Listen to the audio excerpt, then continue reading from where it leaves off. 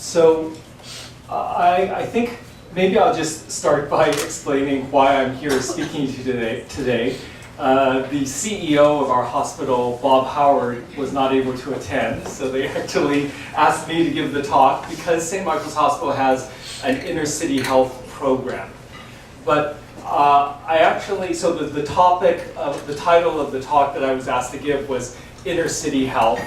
But I actually thought, given the audience and given the journey that I've taken to where I am in the work that I do, I thought that I'd change the title to Innercity Health and the Gospel and reflect a little bit, not just on the work that I do or the work that we do at St. Michael's Hospital, but about why the work that we do is not just important, but I would say essential to our lives as Christians and to the gospel of Christ.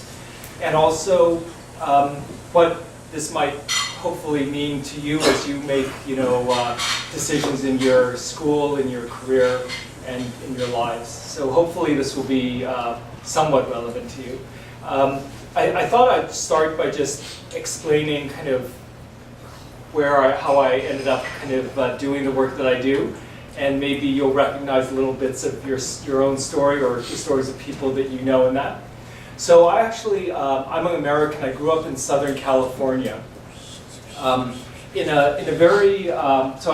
grew up, my parents immigrated to the US from China. They basically were very successful. My dad was an engineer in aerospace, and so I ended up growing up in a very comfortable upper middle class home in Southern California, which for any of you who has been there, it's a beautiful place. It's very socioeconomically stratified, shall we say, so that there are neighborhoods that are beautiful, and you could live your whole life in these neighborhoods and never imagine that there was such a thing as poverty. And then there's, just areas of extreme deprivation and poverty just a few miles away, but the two worlds rarely intersect. So I had I grew up in one of the first types of neighborhoods and essentially grew up in an evangelical Protestant upbringing, growing up with a version of the gospel that was very much focused on personal righteousness and salvation, and never was a word spoken in the church that I attended about justice. There might be a few words spoken about charity or giving, but never did anyone speak about justice. And I think that this was a function partly of the time, partly of the tradition of the church that I was growing up in, and partly of the kind of the socioeconomic world that I was growing up in. And so I went to university and encountered a much more diverse body of students with ideas that were at times diametrically opposed to my worldview in terms of not just theology, but just in terms of like what is right and what is wrong. There was certainly within even the group of Christians that I would spend time with just a remarkable diversity of, understanding of the gospel of Christ.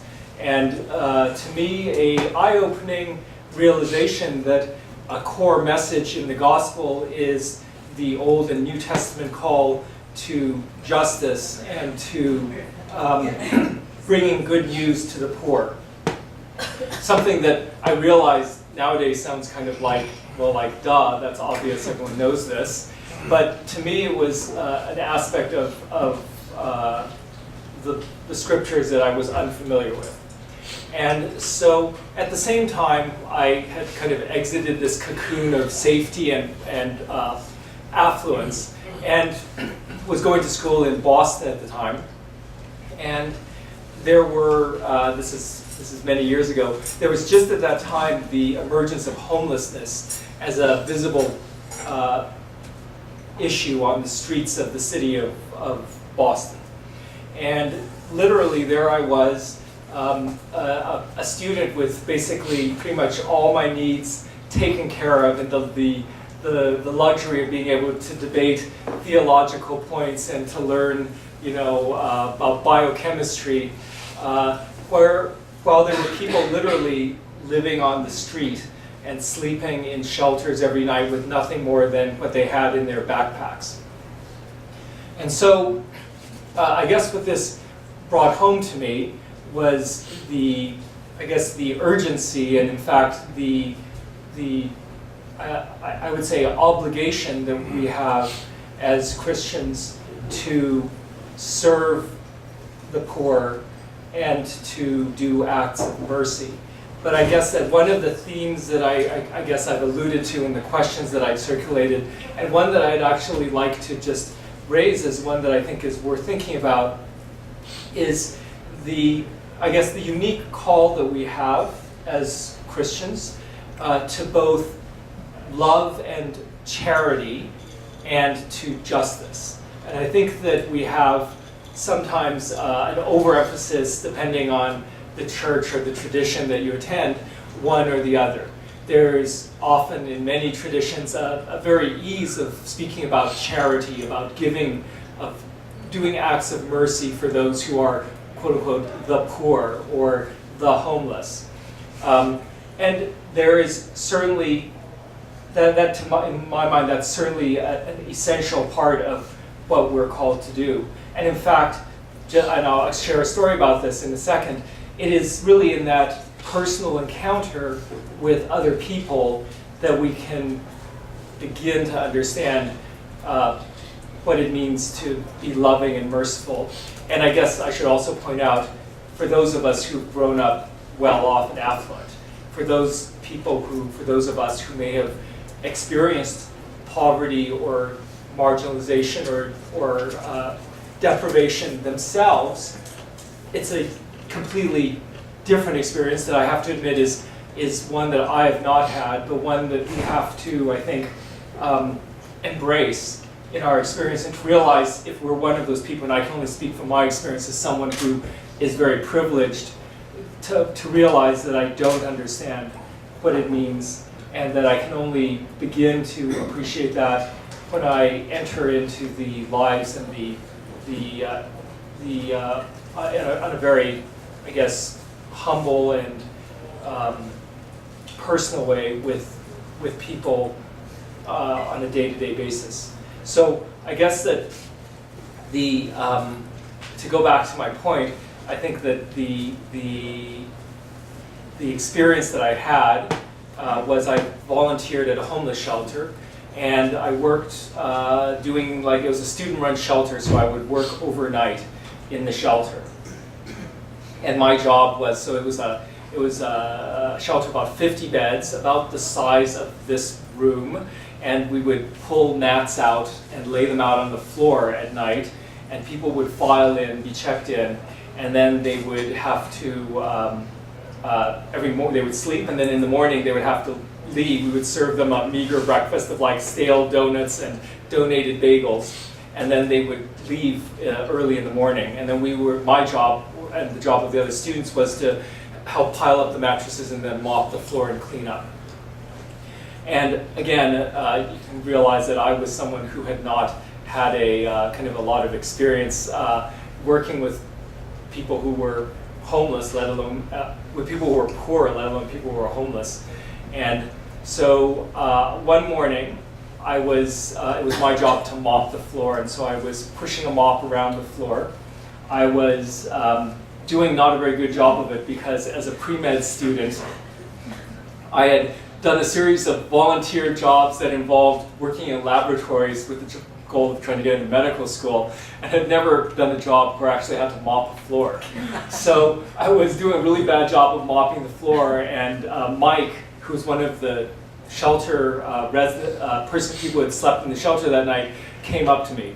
So Mike was this guy in his, well, I look back now, to me he was an elderly guy. He was probably in his 50s. At the time I thought he was elderly. He was a guy in his 50s, white-haired, Irish Bostonian guy. And Mike slept in the shelter with his wife because that was the only shelter at the time in Boston where couples could actually stay together, because there was only male shelters and female shelters, so it was actually the only shelter where they could stay together at night. So Mike was there with his wife, and he came up to me and he said, "Look, kid, you're doing that all wrong. I worked in the Navy, in the U.S. Navy, and I was on an aircraft carrier, and I had to mop the decks, and so I know how to do it. So what you do is you lay out a grid, and an imaginary grid, and then you wet your mop, wring it out, and then you do a back and forth motion in that square, and then you rinse it out and then repeat, and you do it in this grid pattern until you're done." So he showed me how to do it, handed me the mop, and then with a wink said, "There you go, kid." So I tell this story often because it's engraved in my memory, because first of all, it was the first time that I had encountered someone who was, quote unquote, a homeless person. But I had encountered him not as the person that I walk by on the street, or, this kind of inchoate, kind of abstract concept, people who are homeless. But he was a person with a life story, with a wife, with a dignity, a sense of humor, and a kindness that he had shared with me in that moment. And I realized in that moment also that I had been given a gift by him as great as any service I had done, greater than any service I had done to any of the people staying in that shelter that night. So I look back on that moment and I tell the story because I think that fundamentally as Christians, as followers of Christ, we need to recognize that's what, I guess, what drives our service and our love for people is first our knowledge that we're loved by God and that all people are made in the image of God. And that fundamental understanding, I think, has to, motivate and also remind us every day what we should be doing and why. At the same time, and going back to my point about justice, I think that it's all too easy to fall into this mode where we think about helping individuals and doing acts of mercy and not recognizing the deep, deep injustices and wrongs in our society that structurally drive the many problems that we see, and to fight for justice, to advocate for political and social change in a way that's consistent with the gospel. So I put that out there because there's a balance between the two. I think that justice without love and charity can be very cold and stern and angry, but mercy and acts of charity without a concern for justice can be just putting a bandage on a wound and not recognizing the fundamental call of the gospel to take the side of the oppressed. And that word is in the gospel for a reason, because there are the oppressed and there are oppressors. And as a final point, we need to be aware that we, especially those of us who are, some call it blessed, others call it affluent, those of us who are in positions of power may in fact be unwittingly participating in that injustice and that oppression, and we have to be aware of that.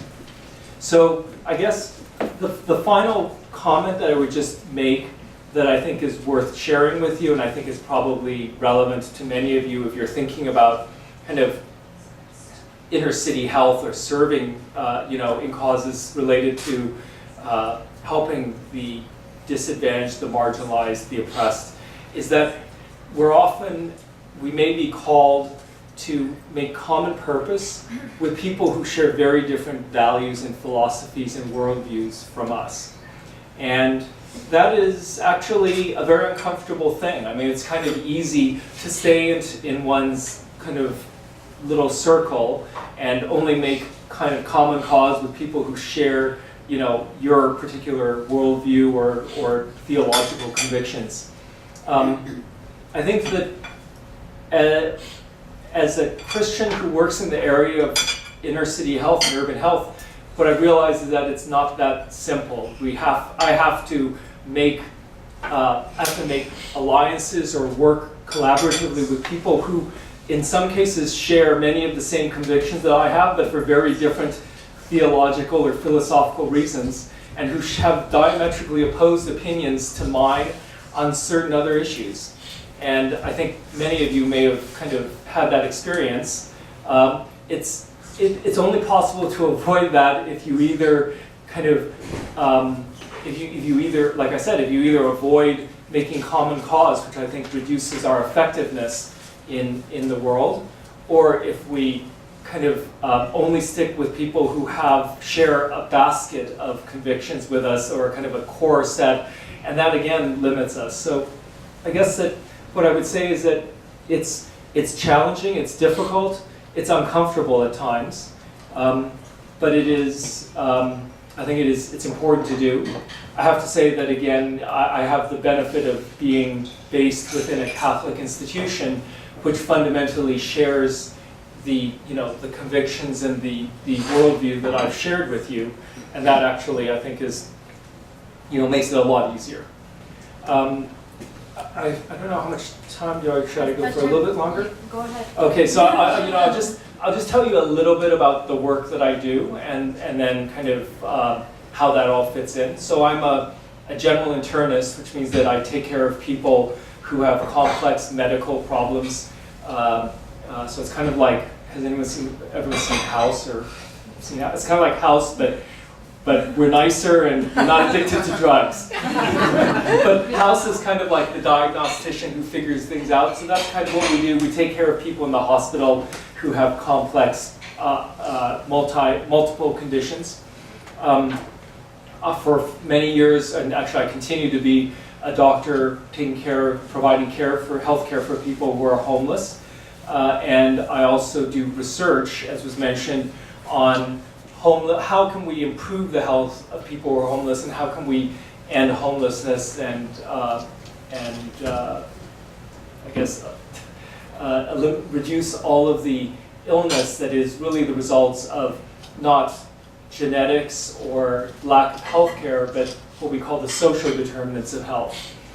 All the factors that go into making a person healthy, which are things like, well, I guess it's interesting, we can think about the physical things easily. So, clean air, clean water, good food, but then all of the social and spiritual things that are important. So, a neighborhood, friends, family, a sense of purpose in life, a sense of belonging and being loved.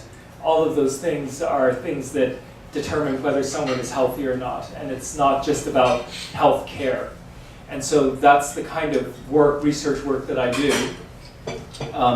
One of the studies that I did, just to kind of give you a sense, is a trial of an approach called Housing First, where we took people who were mentally ill and experiencing chronic homelessness, and we randomized them to either continue to just receive whatever services were available in the community, or to receive this intervention called Housing First, which essentially means we would give people a rent supplement, which meant that in addition to whatever benefits they received, we had additional funds that allowed them to rent an apartment and move almost immediately into housing, and supports through a case manager or a community team that would help them make that transition from being homeless into being housed. So interestingly, what the study found was that this approach was extremely effective in moving people from homelessness into housing very rapidly.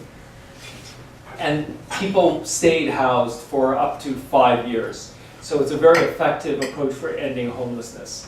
What we found also was that, contrary to what we were hoping for, people's health did not improve dramatically after they moved into housing.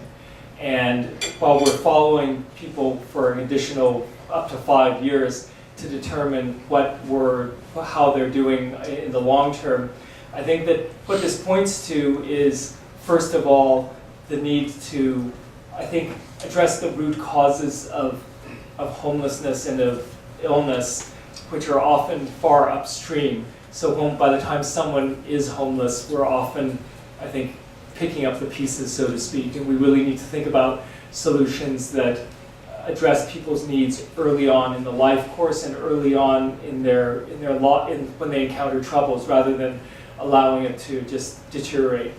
And I guess the second thing is that it points to, just apropos of the talk, the topic of the talk, is that there's more to